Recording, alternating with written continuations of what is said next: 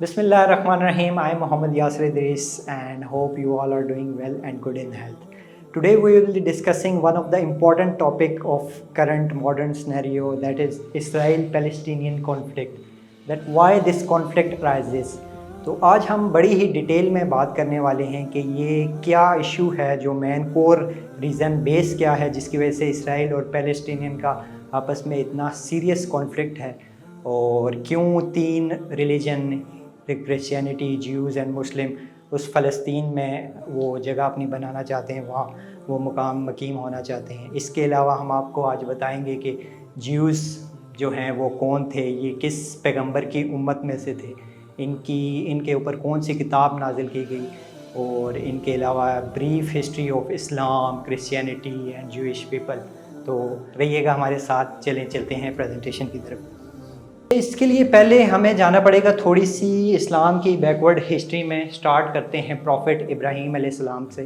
حضرت ابراہیم علیہ السلام جب اسلام کی دعوت دیتے ہوئے جب نمرود کے ظلم و زیادتیاں زیادہ ہو گئی تو انہوں نے ہجرت کا فیصلہ کیا۔ جب انہوں نے ہجرت کا فیصلہ کیا تو وہ اپنی پہلی وائف بی بی سارہ کے ساتھ مصر سے گزرے تھے، اور وہاں پہ جو اس وقت کا بادشاہ، اس کو فرعون کہا جاتا تھا، فرعون نے وہاں پہ اس وقت کی روایت یہ تھی کہ کوئی بھی اگر بہن بھائی جا رہے ہیں تو ان کو وہ چھوڑ دیتے تھے، اگر کوئی ہسبینڈ وائف ہے، میاں بیوی ہیں، تو ان کو وہ ہسبینڈ کو قتل کر دیتے تھے اور بیوی کو باندی بنا لیتے تھے، ان کی قید کر لیتے تھے۔ تو جب فرعون نے بلایا اور بی بی سارہ وہاں پہ حاضر ہوئی تو فرعون نے اسی سلسلے میں کوئی اس کی نیت خراب ہوئی، بدکاری نعوذ باللہ کی نیت سے انہوں نے بلایا بی بی سارہ کو، تو کیونکہ وہ اللہ کی نیک بندی تھیں تو انہوں نے اللہ سے دعا کی کہ اللہ پاک میری عزت رکھنا اور مجھے اس کے شر سے بچانا۔ تو جو ہی فرعون قریب آیا تو وہ بے ہوش ہو گیا۔ پھر انہوں نے دعا کی کہ یا اللہ یہ تو ذمہ میرے اوپر لگے گا، تو اس کو یا اللہ پاک آپ واپس ہوش میں لیں۔ واپس وہ آ گیا ہوش میں۔ سیکنڈ ٹائم اس نے دوبارہ یہی اٹیمپٹ کیا، دوبارہ یہی کام اس کے ساتھ ہوا۔ تو تھرڈ ٹائم جب اس نے سوچا کہ یار، وہ ڈر گیا کہ شاید ان کے ساتھ کوئی جنات ہیں یا کوئی ایسی قوت ہے ان کے ساتھ، تو وہ ان سے ڈر گیا، اور انہوں نے ایز اے گفٹ انہوں نے کہا کہ آپ جائیں، اور اپنی بیٹی انہیں ایز اے گفٹ انہیں دے دی، جو بی بی سارہ تھی۔ تو بی بی سارہ نے حضرت ابراہیم علیہ السلام کو جب واپس آئی انہوں نے سارا قصہ سنایا، اور جو گفٹ جو انہوں نے فرعون نے اپنی بیٹی دی تھی جن کا نام تھا ہاجرہ، تو وہ پیش کر دی حضرت ابراہیم علیہ السلام کو، اور بعد میں انہوں نے ان کے ساتھ نکاح کر لیا۔ تو جب انہوں نے یہاں سے نکاح کر لیا تو اب تک یہاں تک بی بی سارہ کے ساتھ ان کی کوئی اولاد نہیں تھی حضرت ابراہیم علیہ السلام کی، اور جب ان کے ساتھ شادی کر لی تو ان کی جو سیکنڈ وائف ہیں سیدہ ہاجرہ جنہیں کہا جاتا ہے، ان سے ان کی پہلا بیٹا ہوا جو ہیں حضرت اسماعیل علیہ السلام۔ اور جیسے ہی ان کا پہلا بیٹا ہوا تو کچھ عرصے بعد اللہ پاک نے آپ کو دوسرا بیٹا، جو پہلی بیوی تھی ان سے دوسرا بیٹا عطا کیا جن کا نام تھا حضرت اسحاق علیہ السلام۔ یوں دو قبائل کی انوویشن ہوئی۔ حضرت اسحاق علیہ السلام جو ہیں ان کے چھوٹے بھائی کہلائے، حضرت اسماعیل علیہ السلام بڑے بھائی کہلائے، یعنی کہ بنی اسماعیل اور بنی اسرائیل کا یہاں سے وجود میں آئے۔ اب جو حضرت اسماعیل علیہ السلام ہیں وہ مکہ میں پلے بڑھے، کیونکہ اللہ کا حکم ہوا تھا کہ حضرت ابراہیم علیہ السلام کو کہ اپنی بیوی کے ساتھ ان کو وہاں پہ چھوڑیں، اور جو باقی جو چھوٹے بھائی تھے جو جن کو بنی اسرائیل کہا جاتا ہے، حضرت اسحاق علیہ السلام، وہ یہیں پہ رہے فلسطین میں۔ اب یہ تو ہوگی یہاں تک کی سٹوری۔ اب یہاں سے آگے جو مین سٹوری ہماری یہاں سے شروع ہوگی کہ جو یہودی ہیں وہ یہاں سے اپنا سینیریو سارا سٹارٹ کرتے ہیں کہ حضرت اسحاق کے جو بیٹے وہاں سے، پر پیچھے سے ہسٹری بتانے کا مقصد یہ ہے کہ آپ کو ایک ڈیپ نالج ہو، کہ پتہ چلے کہ کیسے یہ جو جیوز کیسے الگ ہوئے، دین سے خارج کیسے ہوئے، اور کرسچینٹی کیسے وجود میں آئی۔ شروع سے تعلیمات تو حضرت آدم علیہ السلام سے لے کر ایک ہی ہیں، اسلام، پر کیوں جب ایک پیغمبر آتے ہیں تو جو اللہ تعالیٰ نے احکامات اپنے بتائے تھے وہ اس کو فالو نہیں کرتے تو وہ ظاہری بات ہے دین سے خارج ہو گئے۔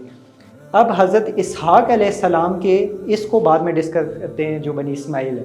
حضرت اسحاق علیہ السلام جو کہ بنی اسرائیل کہلائے، ان کے دو بیٹے تھے، پہلے کا نام تھا مہیس اور دوسرے کا نام تھا یعقوب۔ یعقوب کے ایک لقب ان کو دیا گیا تھا کہ اسرائیل، اسرائیل مینز اللہ کا بندہ، یعنی کہ ان کا نام حضرت اسرائیل نہیں تھا، ان کا نام تھا یعقوب، ان کو لقب دیا گیا اسرائیل یعنی کہ اللہ کا بندہ۔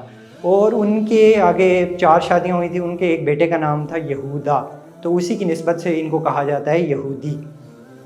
حضرت یعقوب علیہ السلام اب جو ہے ان کے چھوٹے بیٹے تھے، تو ایک دفعہ کا ذکر ہے کہ جب حضرت اسحاق علیہ السلام بوڑھے تھے تو انہوں نے فرمائش کی اپنے دونوں بیٹوں سے کہ مجھے شکار کا گوشت کھلایا جائے. تو بڑے بیٹے ان کے ایکسپرٹ تھے شکار میں, تو وہ انہوں نے کہا ٹھیک ہے شکار کا گوشت آپ کو کھلاتے ہیں. وہ جنگل میں شکار کرنے گئے تو پیچھے سے جو چھوٹے بیٹے تھے وہ ماں کے لاڈلے تھے. ماں نے کہا کہ آپ بکری کا گوشت ذبح کر کے یا جو بھی ہے باپ کو گوشت آپ کھلا دیں اور ان سے دعائیں لے لیں. تو چھوٹے بیٹے نے ایسے ہی کیا اور دعائیں لی. تو جب بڑا بیٹا شام کو گھر آیا تو اس کو غصہ آیا کہ پورا دن میں محنت کرنے, تو چھوٹے بھائی نے یہ کیا حرکت کی ہے, تو وہ ان کے اوپر ایک غضب طاری ہو گیا. تو وہ اس کے اسی پریشانی میں تھے. تو ماں باپ نے جب صورتحال دیکھی کہ یہ اب تھوڑی خراب ہو گئی تو انہوں نے رات کو مشورہ دیا چھوٹے بیٹے کو, حضرت یعقوب علیہ السلام کو, جن کو بنی اسرائیل علیہ السلام کہا جاتا ہے, ان کو مشورہ دیا کہ آپ ماموں کے گھر ہجرت کر جائیں.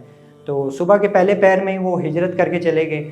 راستے میں فلسطین سے گزر رہے تھے تو ان کو ایک خواب آیا وہاں پہ جہاں پہ انہوں نے سوئے وہاں پہ فلسطین میں. تو ان کو خواب آیا کہ ایک آسمان سے ایک سیڑھی نیچے لگی ہوئی ہے جس میں سے فرشتے اوپر نیچے آ رہے جا رہے ہیں. یہی وہ خواب ہے جس کو لے کے جوئش اپنے ایک اکٹھے ہوئے ہیں تو رات میں, جس کا وہ کہتے ہیں ذکر ہے, اور اسی کے اوپر وہ وہاں پہ انہوں نے اپنا ایمان رکھا ہوا ہے کہ وہ خواب آیا. اس خواب میں اللہ تعالیٰ حضرت یعقوب علیہ السلام سے ہم کلام ہوتے ہیں اور انہیں کہتے ہیں کہ میں تجھے برکت دوں گا, یہ تیری اولاد کو کثیر کر دوں گا, اور یہ زمین تیرے لیے کر دوں گا, اور تیرے بعد تیری امت کے لیے کر دوں گا. تو یہ تھا وہ مین ریزن جس کے اوپر یہود آج تک ڈٹے ہوئے ہیں. بیک آئیں. اچھا, اب یہ انہوں نے خواب دیکھا تو انہوں نے کہا یا اللہ پاک اگر یہ بات ایسی ہی ہوئی تو میں جب یہ خواب اگر پورا ہوا تو میں اس کے زمین کے اوپر تیرا گھر آباد کروں گا اور اپنے مال کا 10% حصہ تیری راہ میں دوں گا. یہ خواب وہ سوچ کے آگے چلے گئے. اب ماموں کے گھر گئے تو وہاں انہوں نے خاطر تواضع کی. کچھ عرصہ گزرنے کے بعد انہوں نے ماموں سے ان کی بیٹی کا, چھوٹی بیٹی کا, جس کا نام تھا راحیل, ان کا رشتہ مانگ لیا.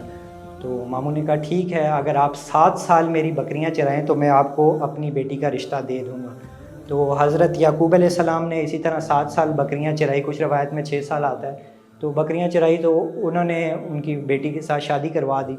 تو صبح اٹھ کر جب پتہ چلا انہوں نے کہ وہ بڑی بیٹی سے شادی ہوئی ہے تو ماموں سے صبح اٹھ کر پوچھا کہ ماموں یہ کیا معاملہ ہے. تو انہوں نے کہا کہ ہمارے ہاں رواج ہے کہ پہلے چھوٹی بیٹی کا نہیں بلکہ بڑی بیٹی کا نکاح دیا جاتا ہے, اس کے بعد چھوٹی کا. تو اگر آپ مزید 7 سال میری بکریاں چرائیں تو میں آپ کو چھوٹی بیٹی کا بھی رشتہ دے دوں گا. یاد رہے کہ اس وقت ممنوع نہیں تھا کہ 2 بہنوں سے آپ شادی کر سکتے تھے. تو بعد میں پھر یہ ہمیں رسالت کے مطابق بتایا گیا. تو جب انہوں نے 2 بہنوں سے شادی ہوگی, پہلی جو بڑی جن کے ساتھ شادی ہوئی تھی ان کے ساتھ ان کے 6 بیٹے تھے, 1 بیٹی تھی, اور جو ان کا نام تھا لیا. جو سیکنڈ تھی ان کا نام تھا راحیل, ان کے ساتھ ان کے 2 بیٹے تھے جن کا نام تھا یوسف اور بنیامین. تو 14 سال انہوں نے بکریاں وغیرہ چرائی, ٹھیک ہے, 2 شادیاں ہو گئی.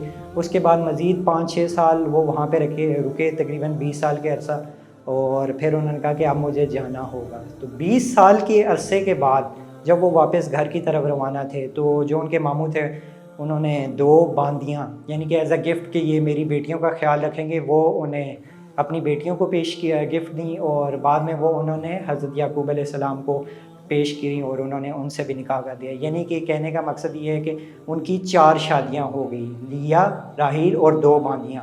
اب 6 بیٹے جو تھے ان کے پہلی وائف سے تھے لیا سے اور 1 بیٹی, اور 2 بیٹے جو تھے سیکنڈ وائف راحیل سے تھے, اور 2 پہلی باندی سے بھی 2 بیٹے اور دوسری باندی سے بھی, یعنی کہ ٹوٹل ملا کے 12 بیٹے تھے, جس کی وجہ سے آج بھی اسرائیل جو 12 قبائل اسرائیل کے مشہور ہیں وہ یہی 12 قبائل ہیں. حضرت یعقوب علیہ السلام کا آپ نے ڈیٹیل میں یہ واقعہ سارا سنا. اب بات آتی ہے کہ حضرت اسماعیل علیہ السلام کی اور یہ ان کی.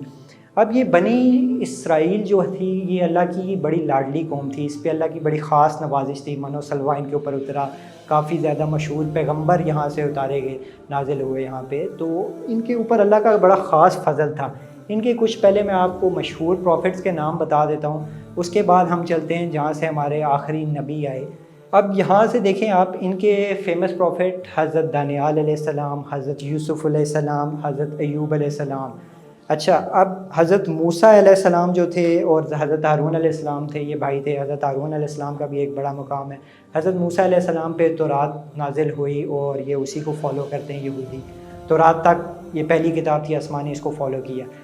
حضرت موسیٰ کے بعد ان کے جب یہ گمراہ ہوئے تو حضرت داؤد علیہ السلام جنہوں نے بیت المقدس کا کام بھی شروع کیا تھا، اور بعد میں ان کے بیٹے حضرت سلیمان علیہ السلام نے جنات کی مدد سے بیت المقدس کے کام کو کمپلیٹ کروایا تھا. تو حضرت داؤد علیہ السلام پہ پھر بعد میں زبور نازل کی، جو بیسیکلی زبور جو نازل ہوئی بیسیکلی کمپلیشن آف تورات تھا. تورات یہاں پہ آ کے کمپلیٹ ہو گئی. حضرت داؤد علیہ السلام کے بعد پھر حضرت سلیمان علیہ السلام نے تخت سنبھالا، اور اسی طرح کچھ مشہور پیغمبر آئے. لاسٹ میں جو ان کے پیغمبر آئے بنی اسرائیل کے مشہور ترین، وہ تھے حضرت عیسیٰ علیہ السلام، جن پر انجیل نازل ہوئی. یعنی کہ اب تک کی تینوں کتابیں تورات، زبور، انجیل بنی اسرائیل کے قبیلوں میں سے جو پیغمبر آئے ان پر نازل ہوئی. تو انجیل کے جب حضرت انہوں نے اس کو بھی حضرت عیسیٰ علیہ السلام کو جھٹلا دیا، نعوذ باللہ کہ ہم ان کو پیغمبر نہیں مانتے، تو اس وقت جنہوں نے حضرت عیسیٰ کو پیغمبر مانا تو وہ کہلائے عیسائی. بعد میں وہ ایک علیحدہ شک ہے کہ انہوں نے نعوذ باللہ انہیں اللہ کا بیٹا بعد میں مان لیا. تو جنہوں نے اس وقت حضرت اس کو مان لیا حضرت عیسیٰ علیہ السلام کو، وہ عیسائی کہلائے. جنہوں نے نہیں مانا وہ اسی طرح یہودی رہی. تو بیسیکلی شروع سے کہنے کا مقصد یہ حضرت آدم علیہ السلام سے چلتا تو آ رہا ہے اسلامی کی تعلیمات پہ. پھر جو گمراہ ہو گیا تو وہ دین سے خارج ہو گیا، تو یہ یہودی اور عیسائیت یہاں سے وجود میں آئی. اب دیکھیں کہنے کا مقصد یہ ہے کہ یہ ساری اللہ نے خاص کرم و فضل اسی پہ بنی اسرائیل پہ کی ہے. تو ان کا کلیم بیسیکلی یہ ہے کہ جو حضرت یعقوب علیہ السلام کو جو وہ خواب آیا تھا، جو وہاں انہوں نے فلسطین میں دیکھا تھا، جس کے اوپر وہ آج تک بیس کر رہے ہیں کہ وہ تو ہمارے ان کو نبی کو آیا تھا، اور ان میں اللہ نے ہم سے وعدہ کیا تھا کہ یہ بعد میں زمین تیرے لیے اور تیری اولاد کے لیے کر دوں گا، تیرے لیے زمین کثیر کر دوں گا. تو وہ اسی پوائنٹ کو لے کے کھڑے ہیں. پر اللہ کے ساتھ انہوں نے شرک کیا اور نعوذ باللہ دین پر پورے نہیں اترے. تو ناراضگی کی وجہ سے جو ہے یہ کہتے ہیں، کلیم کرتے ہیں کہ بے شک ناراضگی ہے جو بھی ہے، لاسٹ پروفٹ جو ہے ہمارے اس میں سے آ سکتا ہے. ہم اعلیٰ قوم ہیں، افضل قوم ہیں، ہمارے علاوہ کسی قبیلے سے آ ہی نہیں سکتا. اب آتے ہیں لاسٹ پروفٹ کی طرف، بنی اسماعیل. بنی اسماعیل میں قریش قبیلے میں کافی نسلوں. اب دیکھیں لاسٹ پروفٹ یہاں پر حضرت عیسیٰ علیہ السلام آئے، یعنی کہ اتنے زیادہ 10 سے 12 مشہور انبیاء پیغمبر آئے. اس کے بعد یہاں پہ کافی عرصے کے بعد بنو حضرت اسماعیل علیہ السلام تھے، ان کے قریش قبیلے میں بنو ہاشم میں حضرت محمد صلی اللہ علیہ وسلم پیدا ہوئے، اور جنہیں حضرت عیسیٰ نے بھی یہ نشاندہی کی تھی کہ جب انہیں اللہ نے اوپر اٹھا لیا تھا تو انہوں نے یہ کہا تھا کہ میرے بعد آخری پیغمبر آئیں گے اور تب جا کے دین کمپلیٹ ہوگا. تو اسی کی نشاندہی کے مطابق تو یہ بیسیکلی یہاں سے اس چیز سے ان کا یہاں پہ کانفلکٹ ہے. وہ مانتے نہیں ہیں کہ یار وہ اس قبیلے سے کیسے آتے تھے. ہمارا ایمان ہے اسلامی طور پہ کہ حضرت محمد صلی اللہ علیہ وسلم خاتم النبیین ہیں. اب میں آپ کو امپورٹنس بتاتا ہوں کہ یہ تو ہو گیا ایک پوری میں نے پری ریکوزٹ آپ کو ہسٹری بتا دی. اب تینوں ریلیجن کے اکارڈنگلی جو 3 مین کور پوائنٹس ہیں جن کے اوپر ریلیجن تینوں یہ بیس کر رہے ہیں اور کانفلکٹ کی جو وجہ بن رہی ہے وہ کیا ہے کہ یہودی کہتے ہیں کہ حضرت یعقوب علیہ السلام، حضرت اسحاق علیہ السلام نے جو خواب دیکھا تھا وہ 3 پوائنٹ تھے. کیا کہ یہ میں تجھے برکت دوں گا، تیری اولاد کو کثیر کر دوں گا، یہ زمین تیرے لیے کر دوں گا اور بعد میں تیری اولاد کے لیے. یہ ان کا پوائنٹ ہے جس کی وجہ سے وہ وہیں پہ سسٹین کیے ہوئے ہیں کہ ہمارا یہی دین ہے، ہم جویش ہیں. سیکنڈ، کرسچینٹی کا کیا بلیف ہے؟ کرسچینٹی یہ کہتی ہے، ان کا بلیف یہ ہے کہ حضرت عیسیٰ علیہ السلام جن پر بائبل نازل ہوئی انجیل، وہ ان کی برتھ پلیس وہاں پہ ہے، بیت لحم جسے کہا جاتا ہے، اور جیروسلم میں چرچ آف ہولی سپلچر لوکیٹڈ ہے جہاں پہ حضرت عیسیٰ علیہ السلام کو زمین سے اٹھایا گیا، اور نعوذ باللہ وہ کہتے ہیں کہ انہیں سولی پہ چڑھا دیا گیا اور واپس وہیں پہ ان کو نازل کیا، ری برتھ ہوگی. یہ ان کا بلیف ہے. تو وہ کہتے ہیں کہ اس لیے ہمارے لیے امپورٹنٹ ہے. اب مسلمس کے لیے کیا ماننا ہے کہ مسلمس کا لیے کیوں وہ امپورٹنٹ ہے جس کے لیے ساری یہ جنگ ہے؟ فرسٹ آف آل تو یہ ہے کہ حضور پاک نے تقریباً 19 ماہ کے قریب یا 17 ماہ کے فگر میں آپ کو چیک کر کے بتاؤں گا، ہمارا قبلہ اول رہا ہے، اس طرف رخ کر کے ہم نے نماز پڑھی ہے. موسٹ امپورٹنٹ قبلہ اول تو ہمارا ہے. اور شب معراج پہ جب اللہ پاک نے آپ کو بلایا تو آپ نے وہاں پر تمام انبیاء کی امامت کروائی، وہ وہیں سے ہو کر گئے تھے. تو یہ وہ مین ریزن ہے جو نعوذ باللہ بحیثیت مسلمان ہمیں نہیں پتہ تھا. یہ ضرورت پیش آئی کہ اس ویڈیو کو بنایا جائے، ایک پورا پری ریکوزٹ بتایا جائے کہ کیا یہ کانفلکٹ کی ریزن ہے. ہمیں جنرلی ہم پوچھیں تو پولیٹیکل وے میں ہمیں بہت کچھ پتہ ہوگا، جرمنز نے کیا کیا جویش کے ساتھ، انگلینڈ والوں نے کیا کیا، اس کے علاوہ سلطان عبدالحمید نے، ترکس نے کیا کیا، وہ چیزیں تو ہمیں پتہ ہیں، پر ہمیں ایک بحیثیت مسلمان ہسٹری کا نہیں پتہ.